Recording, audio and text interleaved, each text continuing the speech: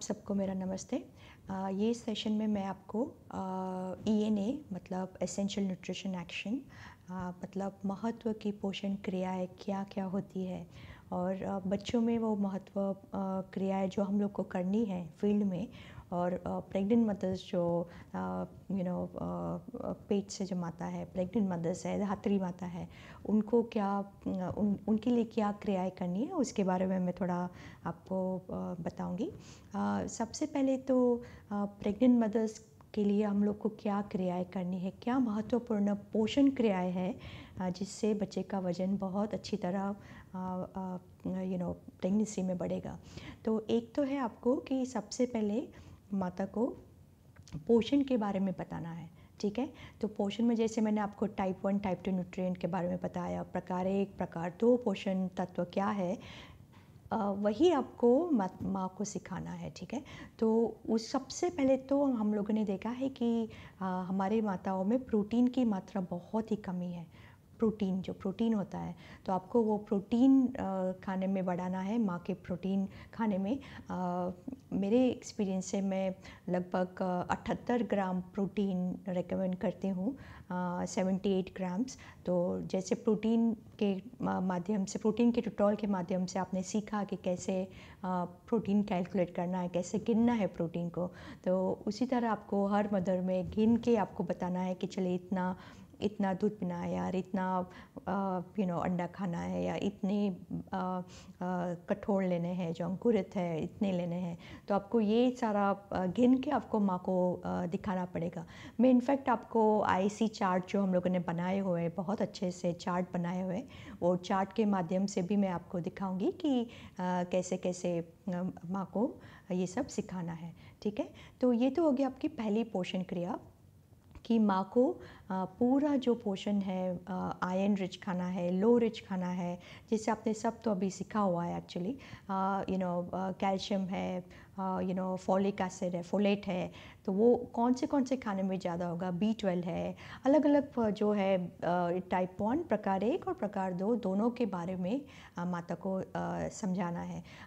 दूसरा है कि जो अच्छी चर्बी है वो बहुत ही ज़रूरी है बच्चे के मेदू के लिए, बच्चे के मस्तिष्क के लिए, ठीक है। उसका जो ब्रेन बढ़ रहा है उसके लिए जो टाइप 2 का जो एसेंशियल फैटी एसिड्स है, ओमेगा 3, ठीक है, तो वो ओमेगा 3 माँ को लेना बहुत ही ज़रूरी है। तो आपको वो भी बताना है। अच्छी चर्बी जो है, कोलेस्ट्रॉल जो होता है, कोलेस्ट्रॉल वो बच्चे के स्पाइन के लिए और बच्चे के जो न्यूरल सेल्स जो होते हैं, ज्ञान तंतु है, उसकी जो पेशियाँ है उसमें कोलेस्ट्रॉल बहुत ही महत्वपूर्ण काम करता है। तो आपको माँ को बोलना है कि घर में अगर घी है या मक्खन है या दूध है, दही है, वो माँ को लेना है। दूध या दही से चर्बी निकालना नहीं है, क्योंकि वो चर्बी में कोलेस्ट्रॉल, अच्छा सा कोलेस्ट्रॉल रहता है। तो वो माँ को बताना है कि वो घी और जो है वो अच्छी मात्रा में प्रेगनेंसी में लेना है, ठीक है। दूसरा तो ये तो हो गया आपका प्रकार ए, पहला महत्वपूर्ण पोषण कार्य। दूसरा है माँ को बताना है कि वो IFA की टैबलेट लेनी है। उसके बारे में भी मैंने अच्छा ट्यूटोरियल बनाया हुआ है। आयरन, फॉलिक एसिड है और फिर ऑफ कोर्स कैल्शियम भी लेना है। तो वो भी आपको ध्यान में रखना है कि जैसे वो प्रेग्नेंट हो रही है तो अपने प्रोटोकॉल के हिसाब से उसको वो सब दवाइयाँ भी देनी है, ठीक है। तीसरा जो है कार्य वो है आपका आयोडीन युक्त मिट। तो वो आयोडीन होना बहुत ही ज़रूरी है, क्योंकि अगर आयोडीन कम होगा तो बच्चों में IQ में प्रॉब्लम हो सकता है।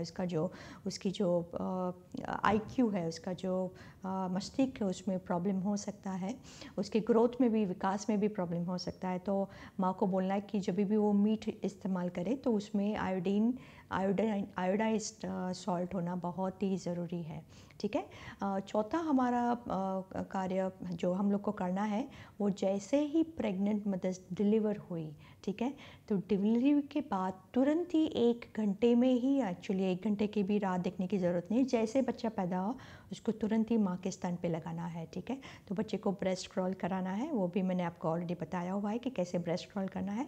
तो वो आपको माँ को पहले से ध्यान देना है, जानकारी देनी है कि ब्रेस्ट क्रॉल क्या होता है, ठीक है। और डॉक्टर से भी और एएनएम जो है उनको भी आपको बताना है कि बच्चे को ब्रेस्ट क्रॉल कराए।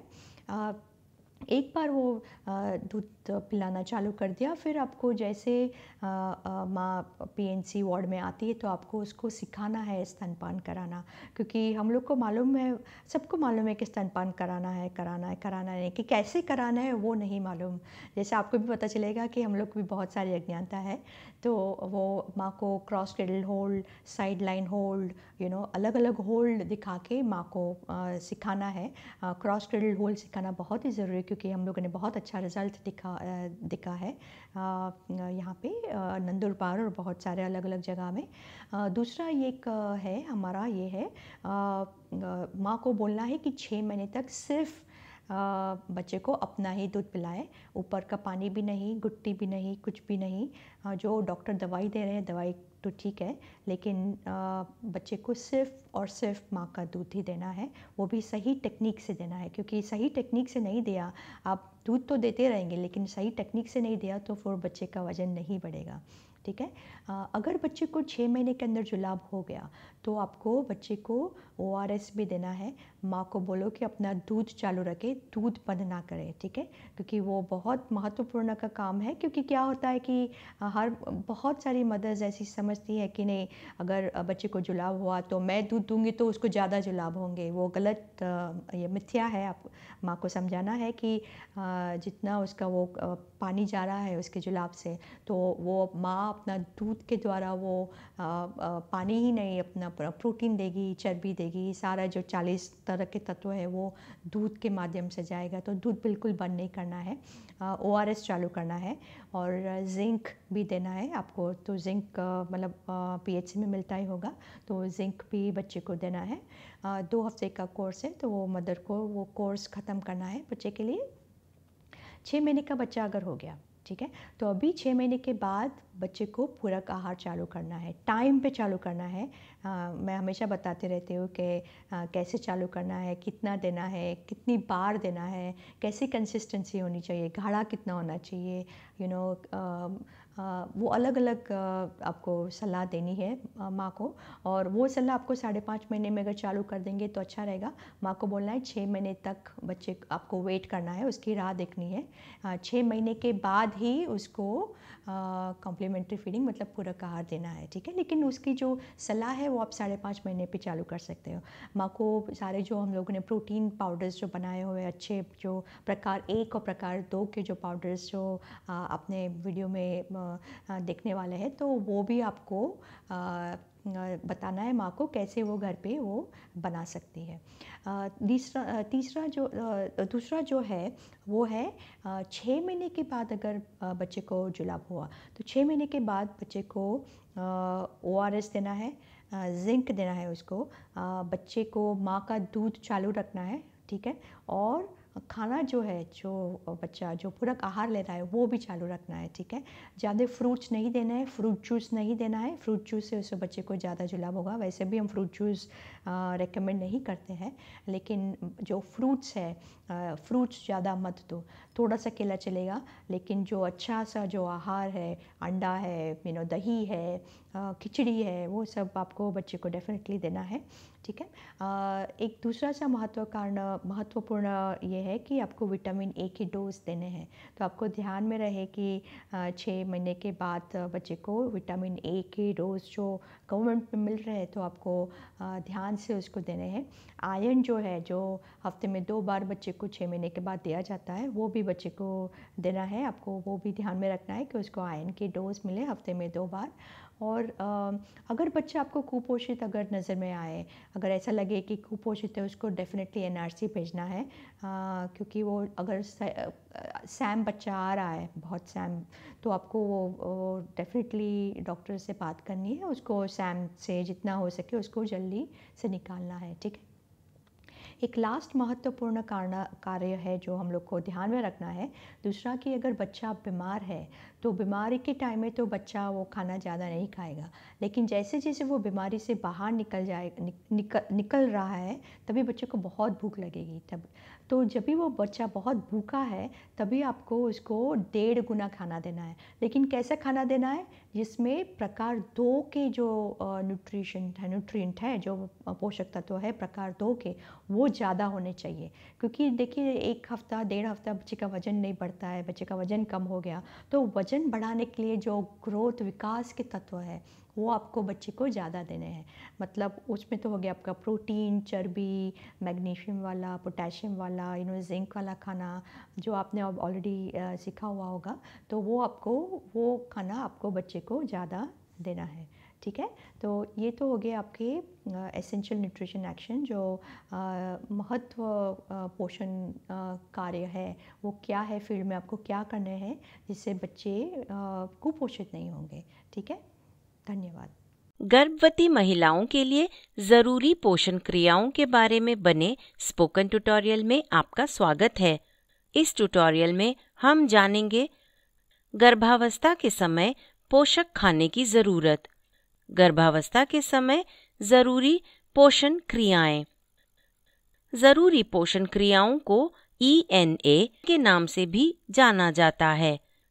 ENA महिलाओं और शिशुओं के पोषण स्तर में सुधार लाने के लिए उठाया गया कदम है। गर्भावस्था के समय एक महिला में शारीरिक रूप में और हार्मोन में बदलाव आते हैं, उसकी पोषक खाने की ज़रूरतें भी बढ़ जाती हैं। ऐसे समय में पोषक खाना माँ और शिशु के अच्छे स्वास्थ्य के लिए ज़रूरी है। माँ के पेट में पल रहा शिशु अच्छे स्वास्थ्य के लिए माँ पर निर्भर होता है। गर्भधारण से लेकर शिशु के दूसरे जन्मदिन तक के समय को पहले 1000 दिन कहते हैं। इस दौरान उसका शरीर तेजी से बढ़ता है और दिमाग का भी विकास होता है। यह शिशु और उसकी माँ के मौजूदा समय और आने वाले समय के स्वास्थ्य का भी फैसला करता है। माँ के लिए अच्छा खाना उसे मतली और कमजोरी से बचाता है। यह भ्रूण के दिमाग के विकास में मदद करता है। यह शिशुओं में जन्म दोषों के खतरे को कम करने में भी मदद करता है और माँओं में अनीमिया को। आइए बात करें पोषक खाने पर और गर्भावस्था के दौरान जरूरी पोषण क्रिया पर। गर्भावस्था के समय कई जरूरी पोषक तत्वों की जरूरत होती है। प्रोटीन उनमें से एक है। प्रोटीन की ज़रूरतों को पूरा करने के लिए प्रोटीन से भरपूर खाना खाने की सलाह दी जाती है। मांस, मछली, चिकन और अंडे ये सब प्रोटीन से भरपूर होते हैं। दालें, फलियां, दाने, बीज, दूध और दूध से बनी चीज़ें भी अच्छे स्रोत हैं। गर्भावस्था के समय ज़रूरी फैटी एसिड भी महत्वपूर्ण हैं। इन्हें अच्छे फैट भी कहा जाता है, जैसे कि DHA और EPA। मछली, दाने और बीज इन फैटी एसिड के अच्छे स्रोत हैं। आइए गर्भावस्था के समय बाकी ज़रूरी पोषक तत्वों की बात करते हैं। फोलेट DNA के संश्लेषण के लिए जरूरी है और भ्रूण की कोशिका के विकास के लिए भी। यह शिशुओं में न्यूरल ट्यूब के दोष को कम करने में भी मदद करता है। गर्भावस्था के समय हर रोज खाने में फोलेट को लेना बहुत जरूरी है। अंकुरित खाने, हरी पत्तेदार सब्जियां और मुर्गी का जिगर फोलेट के अच्छे स्रोत हैं। गर्भावस्था के समय फोलेट के साथ आयरन एक जरूरी भूमिका निभाता है। लाल रक्त कोशिकाओं के बनने के लिए आयरन की जरूरत होती है। यह पूरे शरीर में ऑक्सीजन ले जाने में मदद करता है। गर्भावस्था के समय खून की मात्रा बढ़ती है, इसलिए महिलाओं को आयरन की ज़्यादा ज़रूरत होती है। यह बढ़ते भ्रूण की ज़रूरतों को पूरा करने में मदद करता है। भ्रूण में आयरन का एक भंडार बनता है जिसका इस्तेमाल वो जन्म के बाद कर सकता है। आयरन की कमी होने पर एनीमिया हो सकता है।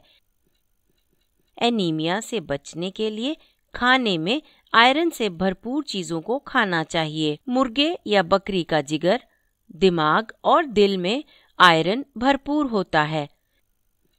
समुद्री खाने, अंडे और हलीम के बीज आयरन के अच्छे स्रोत हैं। फलियों में भी आयरन होता है। हरे पत्ते वाली सब्जियां और बीजों में भी। हल्दी पाउडर और धनिया के बीज में भी कुछ आयरन होता है। एनीमिया परजीवी के कारण भी हो सकता है और पेट के कीड़ों के इन्फेक्शन से भी। इससे बचने के लिए गर्भवती महिला को पेट के कीड़ों की दवा लेनी चाहिए। दूसरी तिमाही के समय इस दवा की एक खुराक लेने की सलाह दी जाती है। याद रखें कि खाने के साथ चाय और कॉफ़ी नहीं पीनी चाहिए। शरीर के आयरन सोखने में ये दखल देता है। दिलचस्प बात यह है कि विटामिन सी हमारे शरीर में आयरन को सोखने में मदद करता है। इसके लिए आयरन से भरपूर खाना खाएं और विटामिन सी से भरपूर खाने भी। आंवला, टमाटर, अमरूद विटामिन सी के अच्छे स्रोत हैं। गर्भावस्था के समय आयरन और फोलेट की ज़रूरत बढ़ जाती है। रोज़ के खाने से ये ज़रूरत पूरी नहीं होती। इसीलिए आयरन, फोलिक एसिड परिपूरक लेने की सलाह दी जाती है।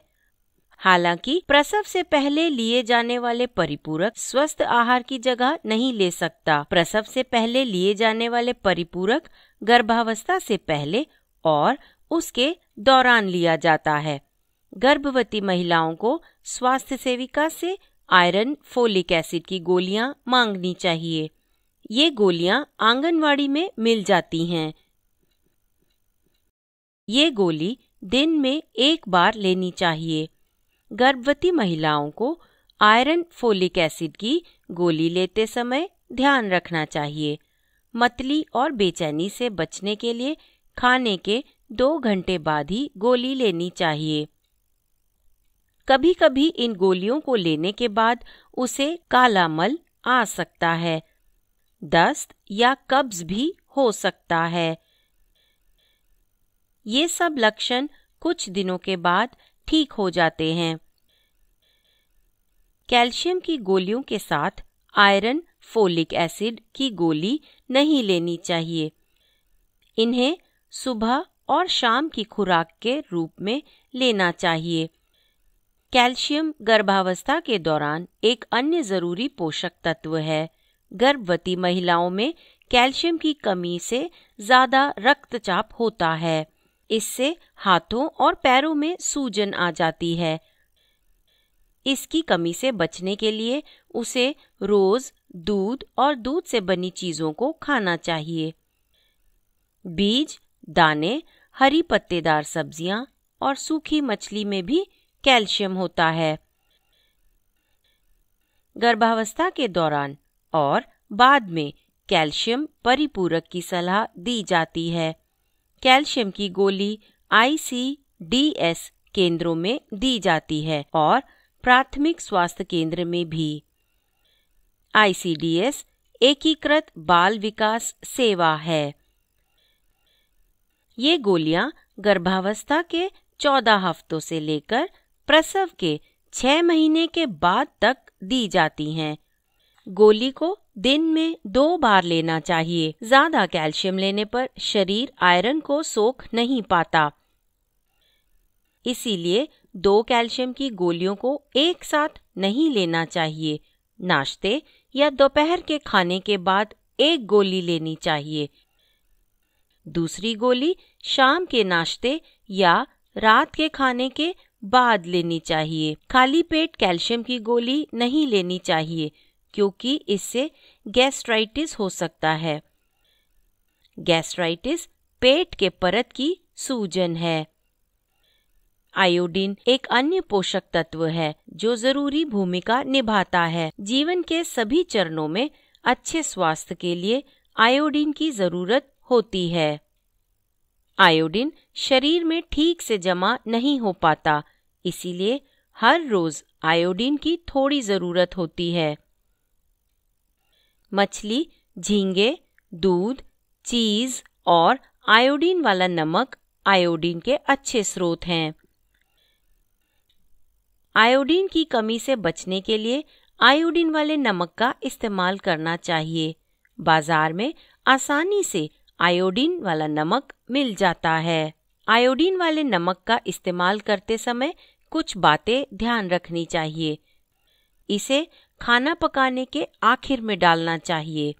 आयोडीन वाला नमक गर्मी और तेज रोशनी में नहीं रखना चाहिए। गर्मी और तेज रोशनी से नमक में मौजूद आयोडीन नष्ट हो सकता है, इसीलिए इसे डब्बे में कसकर बंद करके अंधेरे में रखना चाहिए। अन्य पोषक तत्व जो गर्भावस्था के दौरान जरूरी भूमिका निभाते हैं वे हैं कोलिन और जिंक। विटामिन B12 और मैग्नीशियम भी जरूरी हैं।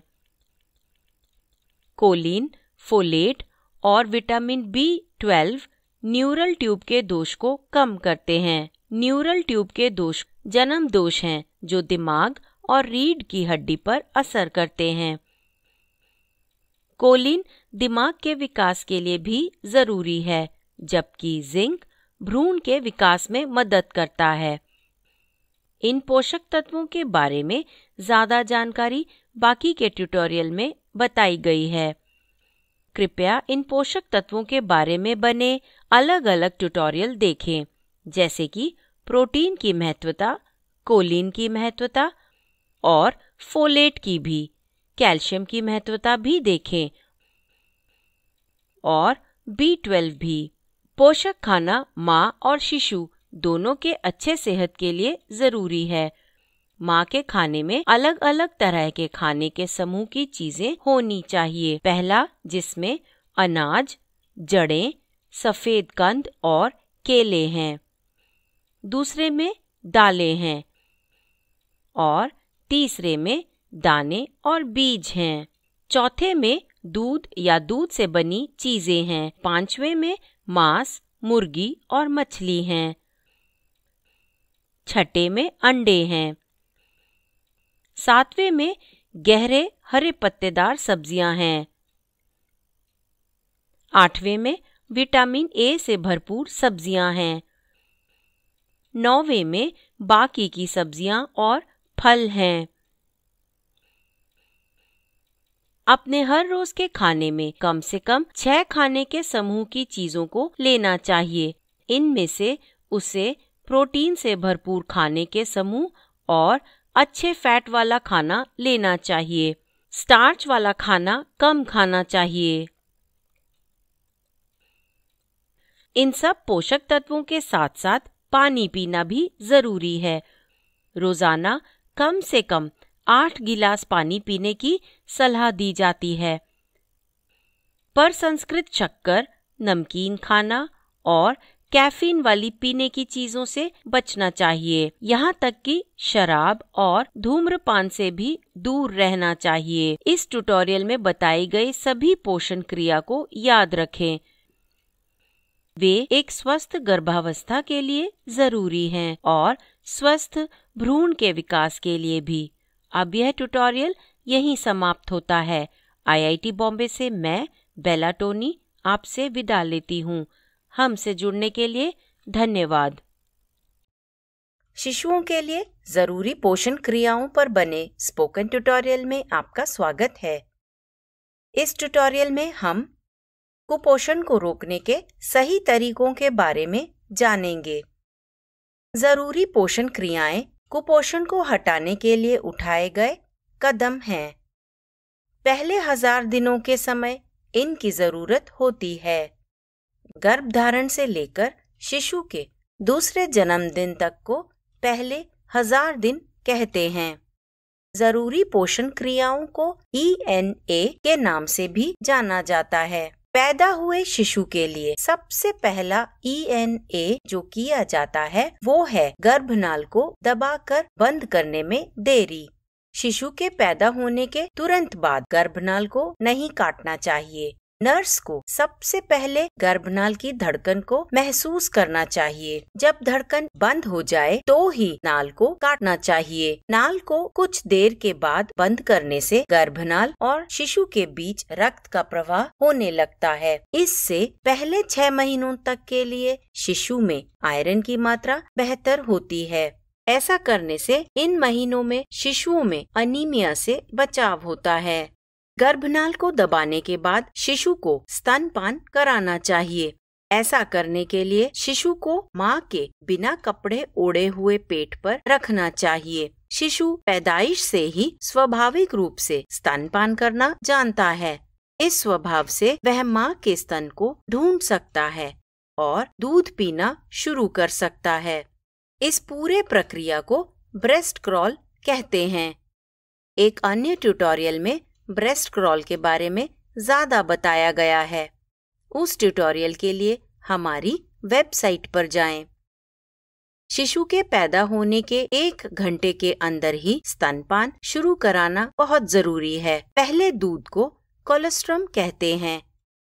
नवजात शिशु के लिए यह पोषक तत्वों का सबसे पहला स्रोत है। कोलोस्ट्रम में बीमारियों से लड़ने वाले तत्व और अच्छे फैट होते हैं। माँ का दूध शिशु के लिए विटामिन ए का पहला स्रोत भी होता है। विटामिन ए स्वस्थ आँखों और रोग प्रतिरोधक शक्ति के लिए बहुत जरूरी है। माँ का दूध पहले 6 महीनों के लिए विटामिन ए की जरूरत को पूरा करने के लिए काफी है।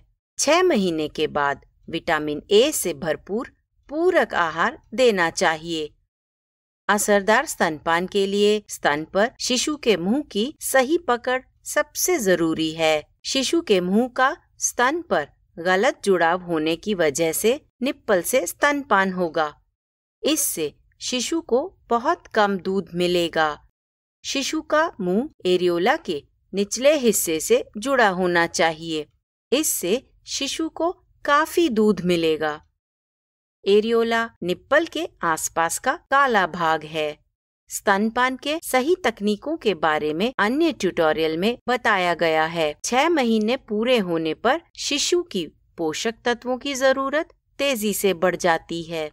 इस दौरान सिर्फ स्तनपान काफी नहीं होता। ऐसे में स्तनपान के साथ पूरक आहार भी शिशु को खिलाना चाहिए।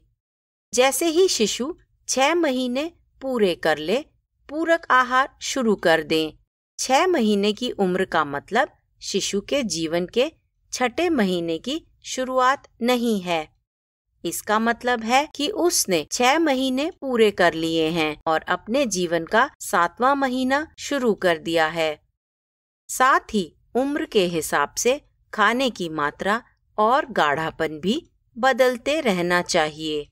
शिशु के खाने में अलग अलग खाने के समूहों की चीजें होनी चाहिए। खाने के समूहों में पहला है स्तनपान, दूसरा अनाज, जड़ और कंद हैं, तीसरा फलियां, बीज और दाने हैं, चौथा है दूध से बनी चीजें, पांचवा मांस, मछली और मुर्गी है, छठा समूह है अंडा, सातवां विटामिन ए से भरपूर फल और सब्जी हैं, आठवां है बाकी के सभी फल और सब्जियां। शिशु के खाने में इन सभी 8 खाने के समूहों की चीजें होनी चाहिए। इन खानों के पोषक तत्वों से शिशु के विकास में मदद मिलती है। पूरक आहार के बारे में एक अन्य ट्यूटोरियल में विस्तार से बताया गया है। आइए अब उन परिपोषक के बारे में जानते हैं जो शिशुओं को देनी चाहिए। 6 महीने से 5 साल तक के शिशु को आयरन, फॉलिक एसिड परिपोषक देना चाहिए। स्वास्थ्य सेवक को इसे सप्ताह में 2 बार शिशुओं को देना होता है। विटामिन ए परिपोषक साल में 2 बार दी जानी चाहिए। यह परिपोषक 9 महीने से 5 साल तक की उम्र तक दिया जाता है। परिपोषक स्वास्थ्य कर्मी के सलाह से ही देना चाहिए। अब हम दस्त लगे हुए शिशु के इलाज के लिए ENA देखेंगे। दस्त लगना कुपोषण का एक प्रमुख कारण है। यह शरीर में पानी की कमी, सोडियम और पोटेशियम के स्तर के बिगड़ने का कारण बनता है। ज्यादा दस्त होने पर शिशु की मृत्यु भी हो सकती है। इसीलिए दस्त का इलाज बहुत जरूरी है। ORS और जिंक परिपोषक दस्त के इलाज में मदद करते हैं। ORS ओरल रिहाइड्रेशन सॉल्ट है। यह शरीर में पानी, सोडियम और पोटेशियम को पूरा करता है। यह बाजार में पाउडर वाले पैकेट जैसा आसानी से मिल जाता है। ORS का एक पैकेट इस्तेमाल करने के लिए इसे 1 लीटर उबालकर ठंडे किए हुए पानी में मिला लें। ORS के साथ साथ जिंक भी जरूरी है। जिंक दस्त की अवधि कम करता है। दस्त का बार बार होना और शिशु में दस्त की गंभीरता को भी कम करता है। इससे शिशु की बीमारी से लड़ने की शक्ति बढ़ती है। इसे 14 दिनों के लिए दिन में 1 बार दिया जाना चाहिए। 6 महीने से कम उम्र के शिशुओं को हर रोज 10 मिलीग्राम जिंक दिया जाना चाहिए। 6 महीने से ज्यादा उम्र के शिशुओं को 20 मिलीग्राम जिंक हर रोज दिया जाना चाहिए। जिंक की गोली एक छोटे चम्मच में माँ के दूध या ORS में घोलकर दें। आप उबालकर ठंडा किया हुआ पानी भी ले सकते हैं। ORS और जिंक की गोली स्वास्थ्य सेवक की सलाह के बाद ही देनी चाहिए। ORS और जिंक के साथ 6 महीने से कम उम्र के शिशुओं को माँ का दूध पिलाना चाहिए। 6 से 24 महीने के शिशुओं को माँ का दूध पिलाना चाहिए और पूरक आहार भी देना चाहिए। याद रखें कि बीमारी के समय शिशु को माँ का दूध बार बार पिलाना चाहिए। यह शिशु को जल्दी से ठीक होने और वजन के बढ़ने में मदद करता है। इससे बीमार शिशु को आराम भी मिलता है। स्तनपान के साथ हर शिशु को कंगारू मदर केयर भी दी जानी चाहिए। पैदा होने के समय कम वजन वाले शिशुओं के लिए कंगारू मदर केयर की भी सलाह दी जाती है। कंगारू मदर केयर के बारे में एक अन्य ट्यूटोरियल में बताया गया है। यदि शिशु 6 महीने से बड़ा है तो उसका खाना 1.5 गुना बढ़ा दें। ऐसा तब करें जब ठीक होने पर शिशु को फिर से भूख लगने लगे। अलग अलग तरह का खाना देकर शिशु को खाने के लिए प्रोत्साहित करना चाहिए। उसकी भूख के हिसाब से उसे पहले और दूसरे प्रकार के पोषक तत्व दें। पहले और दूसरे प्रकार के पोषक तत्वों के बारे में एक अन्य ट्यूटोरियल में बताया गया है। शिशु के ज्यादा बीमार होने पर माँ को उसे जल्दी से स्वास्थ्य सेवक को दिखाना चाहिए। स्वास्थ्य सेवक को ज्यादा बीमार शिशु को NRC भेजना चाहिए। NRC पोषण पुनर्वास केंद्र है। यह गंभीर रूप से कुपोषित शिशुओं को फिर से तंदुरुस्त करने का केंद्र है। यह केंद्र शिशुओं को विशेष पोषण चिकित्सा प्रदान करता है। अगर शिशु 6 महीने की उम्र पूरी कर चुके हैं तो यह उन्हें घर का बना खाना खाने के लिए तैयार करता है। ये माँओं को स्तनपान के बारे में, शिशु पोषण और शिशु की देखभाल की सही जानकारी देते हैं। शिशु को तंदुरुस्त रखने के लिए जरूरी पोषण क्रियाओं का पालन करें। वे शिशुओं में कुपोषण को रोकने में भी मदद करते हैं। अब यह ट्यूटोरियल यहीं समाप्त होता है। IIT बॉम्बे से मैं बेला टोनी आपसे विदा लेती हूँ। हमसे जुड़ने के लिए धन्यवाद।